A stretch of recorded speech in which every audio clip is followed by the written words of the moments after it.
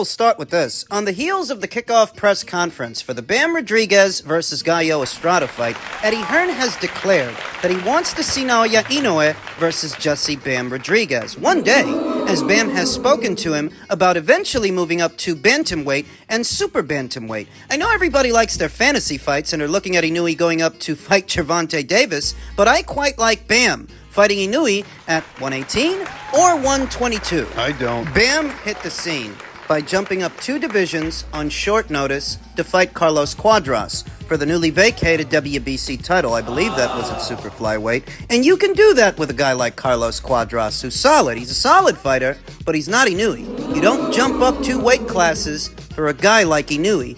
Bam is just now getting back to 115 pounds. Inoue's up there at 122. What kind of timeline are we looking at? I'd say that if you're talking about this fight in realistic terms for the not-so-distant future, I'd favor Inoue to knock out Bam anywhere inside of 1 to 3 fights. 1 to 3, that's a year and a half. That means if that fight were to happen anywhere inside of a year and a half, I go Inoue. Beyond that, who knows? Inoue might not even be at 122 over a year from now. So then what are we talking about? Fantasy. It's a fantasy because there's already too much weight between them to where you don't just jump up there for a guy like that. Now, granted that a fight with Inoue would be bigger than any fight he could have at Superfly, any fight that he could have at Bantam. It is bigger, pays better. But it's a lot more dangerous. You cannot accuse Eddie Hearn of protecting his fighters and keeping them out of dangerous fights if he's entertaining the idea that Bam might fight Inoue at any point in the near future. What he could do, if he beats Gallo, is set his sights at 118. And instead of Naoya Inoue, see if you can fight Takuma Inoue, Inoue's brother. Fight him for his belt because he's a champion at 118. If you beat him, that will set the stage for a Naoya Inoue fight.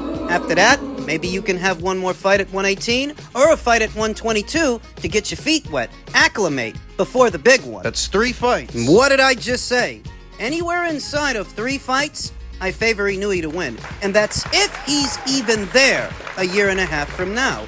If he's even there in the next 3 fights, because he might not be. Might move up to 126. I'm not saying that he should. I'm saying that he might. If he does, then what? Ideally, what I would like to see for Bam, a more realistic plan, is if he beats Gallo, take on the winner of Ioka versus Martinez, their unification match. There are 2 titles on the line in that fight. If Bam beats Gallo for his, that's 3 belts. The WBA and the IBF title. Japan's own Kosei Tanaka, 4-division champion Kosei Tanaka. He's got the WBO. You can target him afterwards, or you can target him first. However you want to do it. But essentially what I'm getting at is there's enough action right there at super flyweight. Enough champions. That Bam shouldn't go biting off more than he could chew, trying to make any bolt jumps, any big leaps up to 122 for Inoue. Because if he does, might get himself knocked out. You see what he's doing to fully acclimated super bantamweights. What would he do to a newbie? What would he do to Bam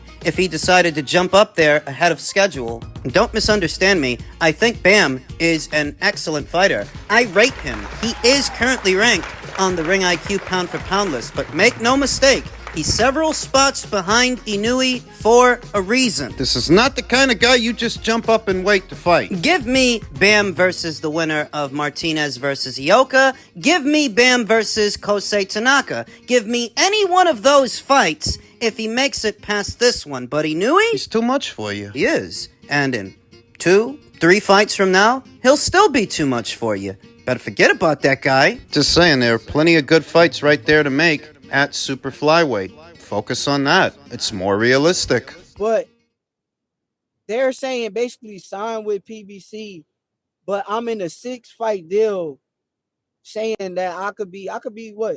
Like, they're not telling me which fight I am. They don't tell me that. They don't say, oh, it's a 6-fight deal and you're next. If it's a 6-fight deal, I could be 6, right? What the hell do you do until then? So if I'm 6 and I just go sign, and no disrespect to PBC, because I can sign with them too. I don't know. I'm gonna shop around and see what's best for me. But say I sign with them and it's other belts out there and other things for me to accomplish in the sport of boxing, and then I can't get them belts. but I'm just signed with them, and I gotta wait until February 15th. 6 fight later for the fight to happen.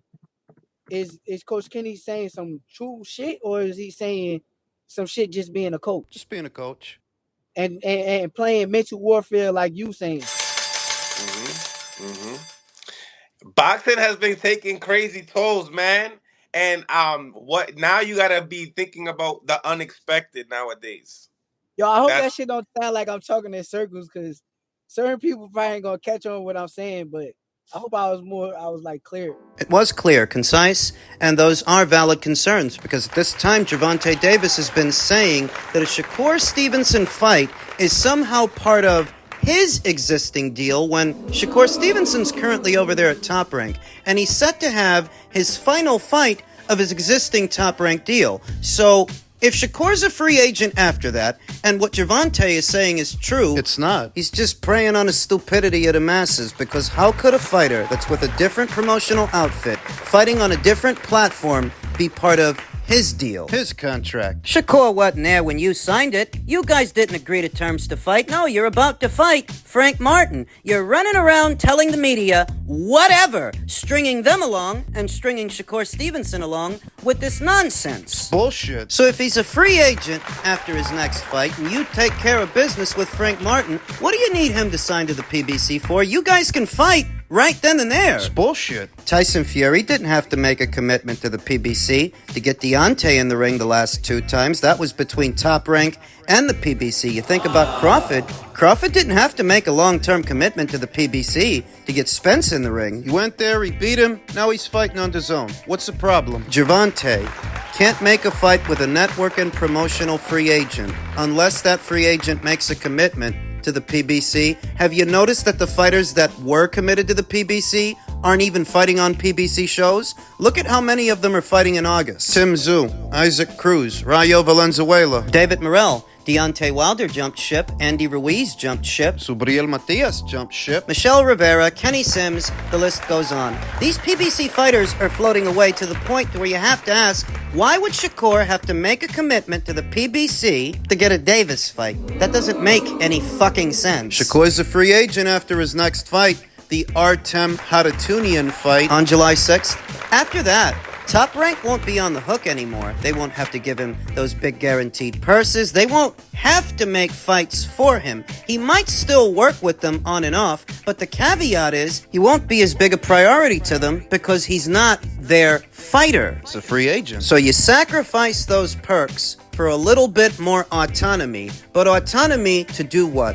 And autonomy to go where? To make what fight? To go to the PBC and hope that they make a fight? Hope they make the Davis fight. Pray. Better put on a hell of a performance in July because he's not in high demand right now, not based on how he looked with Edwin De Los Santos. So he's got to put on a show in July. Get himself in demand. For the most part, Top Rank is still going to have most of what he wants. The winner of Lomachenko versus Kambosos and that belt, the winner of Navarrete versus Berenchik and that belt. So you know. Beyond July, we'll see what shakes out.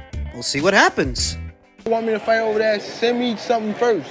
Yeah. Send me something first. Right. I don't gotta fight. You know why fighters going over there? Because they can't sell here. I can sell here. So I ain't gotta go over there. Right. What they making over there, I'm making here. Right. No, you're not making over here what they're making over there. You're not about to make with Frank Martin what Tyson Fury's going to make with Usyk and what Usyk's going to make with Tyson Fury. You're not making, nor have you ever been making, what Anthony Joshua makes. He's on the Forbes list, top 2 in the Forbes list. Where are you? That you think you're making here what they're making there. It's been a year since the Ryan Garcia fight. A fight that performed well at the box office, it did. But it wasn't because of Gervonta Davis alone. No. It's because he had Ryan to help him. And now that he's opposite the ring, Frank, instead of Ryan, do you think he's going to put up those same numbers? Do you think he's going to put up half those numbers? Ryan Garcia just got out there and sold an estimated 500,000 pay-per-view buys with Devin Haney, at least according to Boxing Insider Rick Glacier. Do you think that Davis versus Martin is going to do numbers like that? Because Frank Martin has the same social media presence and profile that Ryan has? Hell, does he even have the same social media presence and profile that Shakur has or Devin has? What Teofimo? Do they know Frank as much as they know those guys? Because if they don't, then it's all on you. It's all on you to sell it. And I'm not convinced that pay-per-view does $500,000. Who's gonna buy it? Before you fought Ryan, the baseline for your pay-per-views hovered around 200,000 buys. Little under, little over, but 200,000. That was it. They've added David Benavidez versus Alexander Vojdik to the undercard. It's the co-main event. They're trying to spruce things up. You can see that. They've added Stephen Fulton to the card. It'll be his first fight since getting knocked out by Naoya Inoue. They've added Stephen Fulton. They've added Carlos Adames. Though realistically, what do you think this show is going to do? What is it going to bring in? Because if it brings in less than the 500,000 pay-per-view buys Ryan just brought in, that's not a good look for Gervonta. You can't go back to doing just north of 200,000 pay-per-view buys now. No. Your core fans are a bunch of bums that spend all day online behind 5 or 6 alt accounts, Twerps, ghost accounts, bums, burner accounts, dweebs, as the children call them, but they don't actually buy anything. All they do is pester people online. They don't actually buy pay-per-views. They stalk random boxing profiles online and service as guard dogs for Gervonta Davis whenever something defamatory is said. Though as far as actually buying fights and actually supporting the fighter where it counts the most, they don't do that. That's why for a very long time, and after 5 separate pay-per-view appearances, Gervonta Davis's numbers more or less stayed the same. He didn't see an uptick until he fought Ryan. Does he do over 1 million pay-per-view buys with Frank? You know the answer. Does he even do half that number? So when he says that he doesn't have to go to Saudi, that the reason fighters are going to Saudi is because they can make over there what they're not making over here, what are you about to make over here? Not that you're making over here what Anthony Joshua's been making, or Tyson Fury, or Alexander Usyk. That's just a bold-faced lie. That's bullshit. Which will become that much more apparent to that many more people after he fights Frank, and if he takes care of business. We'll see if he does. When the numbers are in, they better be good. You're almost 30. And you are running out of excuses to not fight your contemporaries. At a time where we're getting all these great fights, all these great matchups, you're serving up this schlock. Well, it's no wonder he's doing the rounds on all the podcasts, talking about everyone but who he's about to fight. You're talking about Shakur, you're talking about Devin, Eddie Hearn. Better focus on Frank so you don't get upset like Devin did.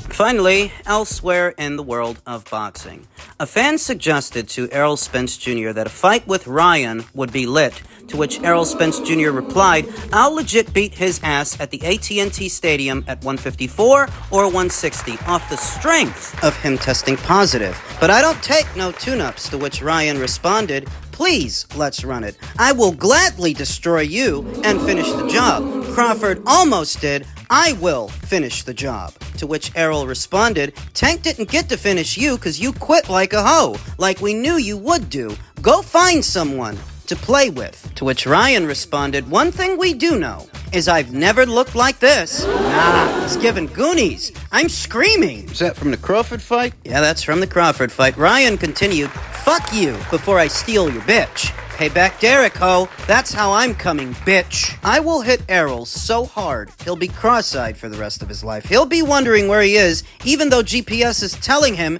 you have arrived. I will end Errol Spence. Errol Spence's girl, what's up, baby? I know he ain't treating you right. I love you. He says he will end Errol, and maybe he might. Because if it's gotten to the point to where Ryan Garcia is threatening you, Ryan Garcia is mouthing off to you, it must be the end. You're not who you were, and people don't respect you anymore the way that they used to. Your air of invincibility is gone. Crawford stole it from you. Now you just seem like low-hanging fruit to everyone else. It was originally thought that upon Errol's return, he might fight Sebastian Fundora for the WBC title, that Sebastian will drop the WBO, that'll go to Crawford, and he'll defend the WBC against Errol instead. But this fight would be a much bigger, and I mean a much bigger fight. It would. For the money that they would stand to make, they could agree to a weight. Neither guy is a champion, you understand. Errol Spence, Ryan Garcia. So they could do it at a catch weight of 150, 151. There's no belt, but there's a whole lot of money. You're wondering, what about Ryan's anti-doping fiasco? And I said it in my previous video, this is hardly the most egregious anti-doping fiasco I've ever seen. In the time it would take them to make this fight, Ryan will have likely served out a 6-month suspension, if they even give him one. Right? Because when has the American boxing scene ever dished out harsh punishments for fighters that test positive for banned substances? When has that been the situation? The fact of the matter is, Errol still has some fans left after getting beaten half to death by Crawford, and Ryan, we all know Ryan's buzzing right now. He's got a lot of fans. So if you made a fight between them, it would be a box office hit. But what a fall from grace it is that Errol is now reduced to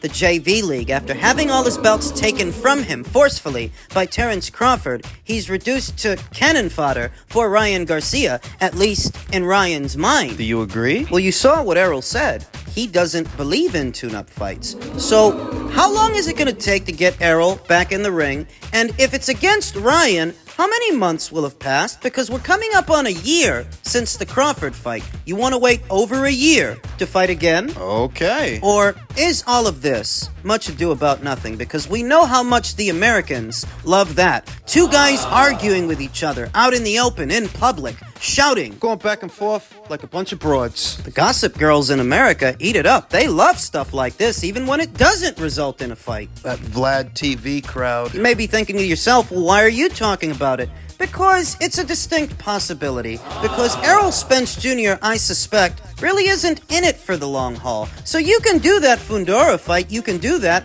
but you won't make in that fight what you could make in this one. So if there is a possibility... The Fundora fight's for a belt, though. Errol's got horses to feed, and he can't feed them a belt. He needs money. At least one more big price, one more big payday. He could get that with Ryan, more so than with Sebastian. If Ryan pulled approximately 500,000 pay-per-view buys with Devin, what do you think he could pull with Errol? To Ryan, now is the right time to fight Errol, because he seems very beatable. Same is true in reverse to Errol. Ryan is going to seem very beatable. More beatable than those guys up there at 154. For more money. The highest reward for the least risks. The whole backstory about Derek James. I mean, you can sell it. That if you tried to make it, you can sell it. But are they really trying to make it, or are they just talking?